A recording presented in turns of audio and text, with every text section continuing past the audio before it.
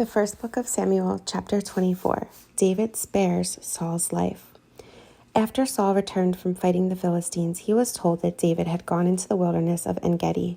So Saul chose 3,000 elite troops from all Israel and went to search for David and his men near the rocks of the wild goats.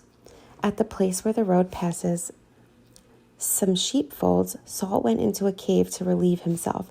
But as it happened, David and his men were hiding farther back in that very cave. "Now's your opportunity," David's men whispered to him. "Today the Lord is telling you, I will certainly put your enemy into your power to do with you as you wish." So David crept forward and cut off a piece of the hem of Saul's robe. But then David's conscience began bothering him because he had cut Saul's robe. He said to his men, "The Lord forbid that I should do this to my lord the king. I shouldn't attack the Lord's anointed one, for the Lord himself has chosen him." So David restrained his men and did not let them kill Saul. After Saul had left the cave and gone on his way, David came out and shouted after him, "My lord the king." And when Saul looked around, David bowed low before him. Then he shouted to Saul, "Why do you listen to the people who say I am trying to harm you? This very day you can see with your own eyes it isn't true, for the Lord placed you at my mercy back there in the cave. Some of my men told me to kill you, but I spared you, for I said, I will never harm the king. He is the Lord's anointed one. Look, my father, at what I have in my hand. It is a piece of the hem of your robe. I cut it off, but I didn't kill you. This proves that I am not trying to harm you and that I have not sinned against you, even though you have been hunting for me to kill me.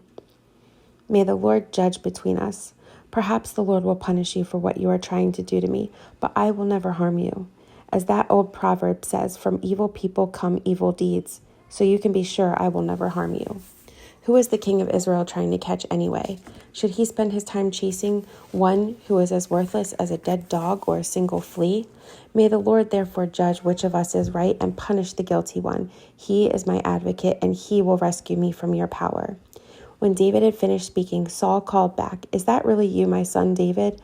Then he began to cry, and he said to David, "You are a better man than I am, for you have repaid me good for evil.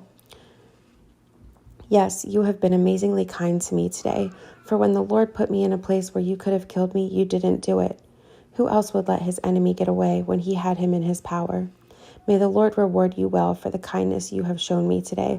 And now I realize that you are surely going to be king, and that the kingdom of Israel will flourish under your rule.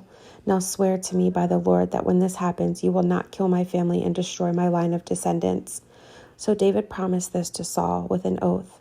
Then Saul went home, but David and his men went back to their stronghold.